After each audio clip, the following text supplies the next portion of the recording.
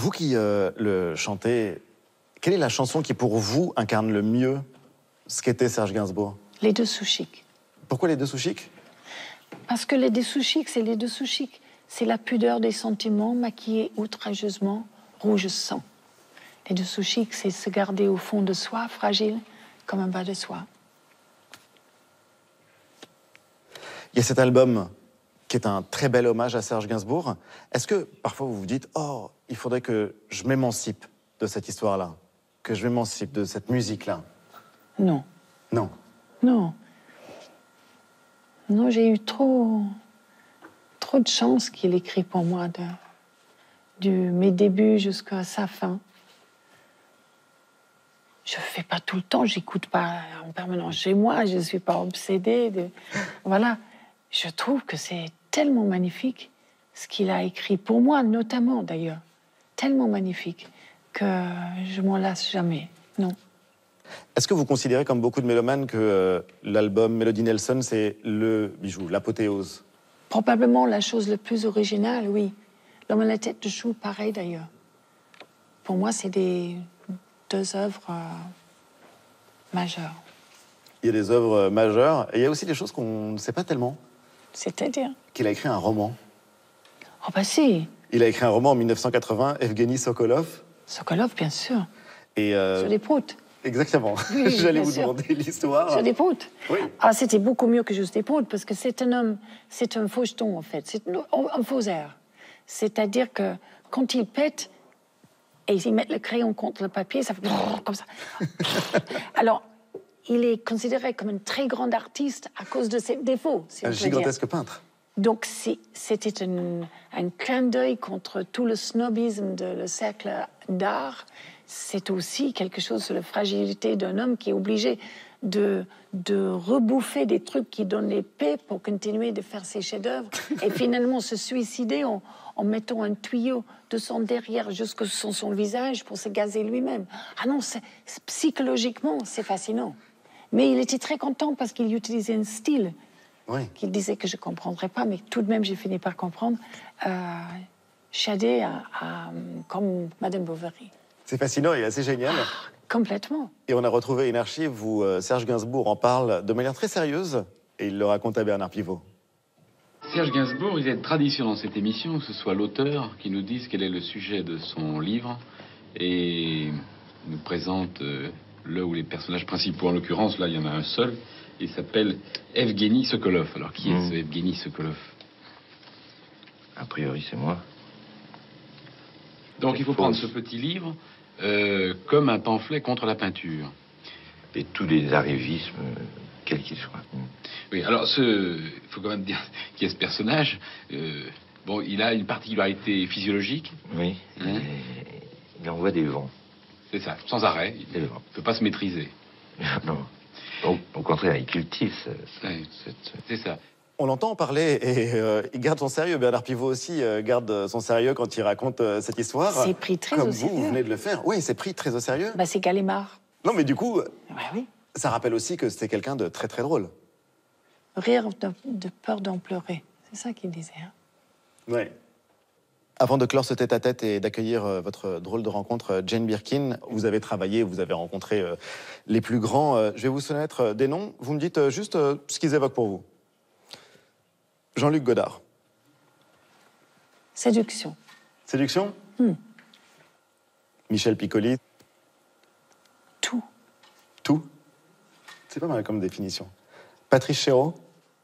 Pourquoi vous avez des gens si séduisants dans cette affaire? Ce sont des gens que vous avez connus, je bien connus. J'adorais Chéreau. Amour. Amour? Il y a la lettre R en plus dans Amour. C'est vrai que c'est grâce à Patrice Chéreau que vous prononcez les R. Complètement. Avant Chéreau, pas un R. Maintenant, impeccable les R. Encore des R. Patrick Devers. Triste. Antonioni. Gentleman. Et Catherine Deneuve. Chic. Chic. Pas mal. Jane, on avait très envie de vous faire rencontrer Jean-François Zigel. C'est un virtuose du piano, oui, je compositeur. C'est un musicien qui connaît ses classiques, qui connaît aussi très très bien la chanson. Je le suis. Le samedi, je l'écoute. Oui. Dans son émission Z. Exactement. Jean-François Zigel, pianiste, compositeur, virtuose, alchimiste. Bonjour. Vous connaissez? En perso, non. Non. Mais moi, je l'admire parce que je l'écoute. En tout cas, je suis très, très ému, moi, d'être ici, d'être à tes côtés. Et voilà, du coup, je ne sais pas quoi dire. Mais... Non, mais moi, je vais parler, en tout cas, parce que j'avais envie de vous réunir pour une raison très précise. C'est que vous, Jane Birkin, vous avez orchestré avec cet orchestre symphonique... la Fait musique et les chansons. Oui. Fait orchestré. Et vous chantez les chansons de Serge Gainsbourg. Et vous, c'est vrai que vous arrivez à travailler aussi avec des chanteurs d'aujourd'hui, avec Woolsey, Renaud, Obispo, Julien Doré, Brigitte, Isabelle Boulay, Véronique Sanson. Bref, c'est un album qui rejoint un peu cette démarche qu'a eu Jane Birkin, qui est de faire se croiser la musique classique et la chanson. Oui, alors c'est vrai que je fais partie des musiciens classiques, mais qui aiment beaucoup le jazz, les musiques du monde, la chanson. Et je ne sais pas comment dire, j'ai toujours l'impression d'avoir besoin des deux pour vivre. Oui. Un peu comme si la chanson, ça représentait toujours un fragment de temps. Un fragment de notre histoire. Souvent, on écoute une chanson, on dit bah tiens, là j'avais embrassé telle personne, ou il s'était passé ça, ou on dit bah ça c'est très typique des années 70 ou 80. Ça, c'est un marqueur de temps. Alors que le projet de la musique Moi, j'ai classique, plein de souvenirs justement sur des chansons que vous avez chantées. c'est Je vrai, ne dirai pas. Ouais, je Après dirais pas. l'enregistrement, vous Embrasser verrez. les séparations, on en parlera après, effectivement. Et alors, la musique classique a toujours, au contraire, un projet de faire une musique éternelle. Hein. Un compositeur se dit toujours qu'il compose pour la postérité. Et c'est vrai que Gainsbourg avait une immense admiration pour les compositeurs classiques. Mais alors, à chaque fois, on dit que Gainsbourg a utilisé le classique dans ses chansons. Et en fait, si on regarde bien, presque tout ce qu'il a utilisé, ce sont des compositeurs romantiques. Oui. C'est Beethoven à 2 reprises, Chopin à 3 reprises, Dvorak, Grieg, hein, qui est l'objet de la première chanson de ton album. Et c'est surtout les musiques romantiques. Oui. Alors, je ne sais pas ce que ça dit sur Gainsbourg, mais... Vous, ce qui est étonnant, c'est que votre voix est devenue un instrument, en l'occurrence, quand vous avez réuni ces orchestres symphoniques qui vous ont accompagné dans des tas d'endroits pour ces chansons de Serge Gainsbourg. Quand vous chantiez, vous aviez l'impression d'être un instrument parmi les autres? Oui, oui, parce qu'il me laisse passer. En fait, il me laisse passer avec le piano très souvent. Mais il me laisse passer comme un instrument, en effet. Il me met en valeur tout comme il a fait pour les trompettes ou la harpe. Mais j'ai pas de concurrence trop, même pas du tout. Parce que ce qui me gênait, c'est l'idée qu'une petite voix comme moi chante avec une symphonique et ils sont tous obligés de mettre le pédale douce. C'est un peu chiant. Alors, j'avais peur d'abîmer leur affaire, en quelque sorte. Et là, je n'ai pas à faire parce que dans ces orchestrations, il me laisse filer. En dansant là, j'avais nous aimions le temps d'une chanson. Et c'est peut-être la prochaine étape, d'ailleurs, de faire interpréter Serge Gainsbourg avec un orchestre de jazz, on ne sait pas. Peut-être. Si C'est ce qu'il aurait fait. ce Sa qu'il aurait dernier fait disque était le jazz. Tu imagines, le Richem avait déjà convoqué tous les jazzmen de New Orleans. Oui, c'était le jazz. Vous allez nous aider à comprendre ce qu'il y a de classique dans les chansons de Serge Gainsbourg. La preuve en piano? Allons-y. C'est vrai, Jane, qu'il y avait un portrait de Chopin sur le piano de la rue de Verneuil? Oui, la main de Chopin aussi. La main de Chopin? Oui, oui. Il y a eu un moulage très célèbre, oui, de la main de Chopin. Mais tu disais tout à l'heure que Gainsbourg était un très bon pianiste de piano-bar. Ah oui, il connaissait toutes les comédies musicales. Ça suffisait de dire My Fair Lady, il faisait On the Street Where You Live. Et puis pour m'amuser, il faisait tout ce qu'on voulait. On faisait des cowboys et des indiens, comme ça, comme si c'était une harpe. Lui, Comme ça, oui. oui. Mais lui, il faisait des indiens, des cowboys. Maintenant, les indiens arrivent, etc. Et il pouvait... Un divertissement complet au piano. Donc Chopin, utilisé par Serge Gainsbourg. Oui, alors effectivement, Chopin, apparemment, il aimait particulièrement. Donc il y a Jane B, donc c'est le prélude de Chopin en mi mineur.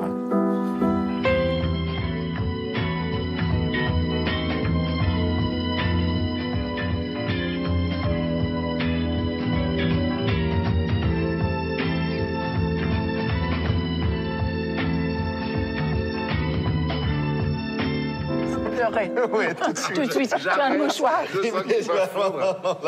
Mais pourquoi vous êtes Trop de si souvenirs. sentimental, Ali Ah bah, Je ne sais je pas, sens c'est à déjà- cause d'elle. Il y a c'est à eu cause le de premier Jane Birkin et baiser, Serge les Gainsbourg. voix J'ai du l'impression passé. d'être mort. Non, pas du tout. Et si, pris en avant. Et puis, il y a aussi il y a Lemon Incest. Alors ça, c'est l'étude...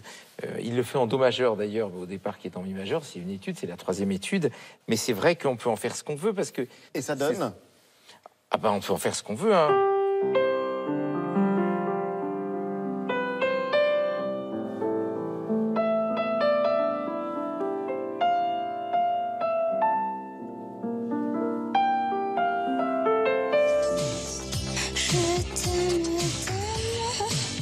Je t'aime plus que tout.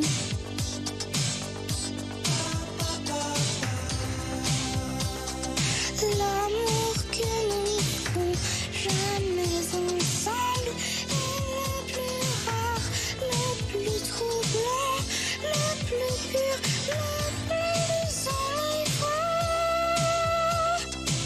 Eh ben, on va continuer à propos d'une autre chanson de Serge Gainsbourg qui a été enregistrée ici, c'est Requiem pour un con.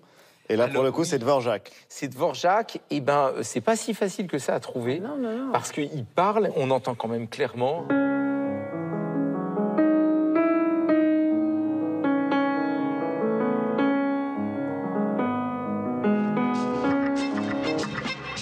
Écoute les orgues, elles jouent pour toi.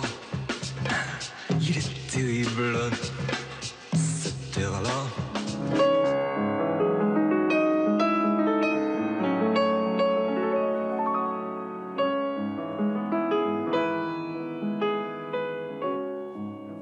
Si vous deviez faire le portrait musical de Jane Birkin au piano, qu'est-ce que ça donnerait?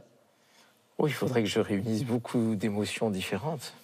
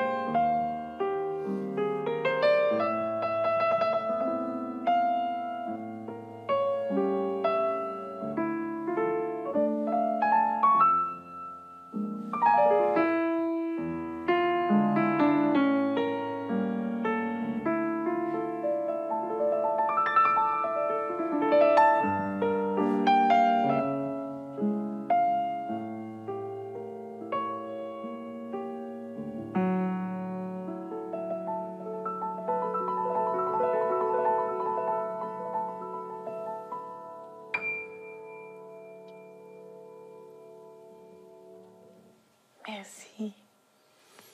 Merci, Jane. Il fallait une touche de gaieté à la fin. Oui. Pour votre portrait. Oui. Bah, Je merci. sais que tu m'as dit que tu préférais les accords mineurs. mineurs, mais j'ai pas pu m'empêcher d'un petit rayon de soleil pour toi. Bah, merci infiniment, Jean-François. Oh oui. L'album L'Alchimiste, il sortira le 15 septembre prochain. Le 15 septembre. Et je- Merci. À bientôt. Merci. Merci, Au revoir. Jean-François. Jane, Merci. on va d'abord fermer ensemble la porte de ces studios, puisqu'on sera les derniers à y être Bonne venus idée. et l'avoir investi. Il y a quand même des bambins qui vont arriver. C'est vrai, ceux de la crèche, quand ce sera devenu dans quelques mois une crèche maternelle. On vous retrouvera en Allemagne, à Lisbonne, à Tokyo, toutes les dates sur le site de France 3. Mais je trouve ça un assez beau symbole que vous refermiez la porte des studios d'Avou. Oui. Je On va vous passer suis. par là, regardez, on va passer derrière vous.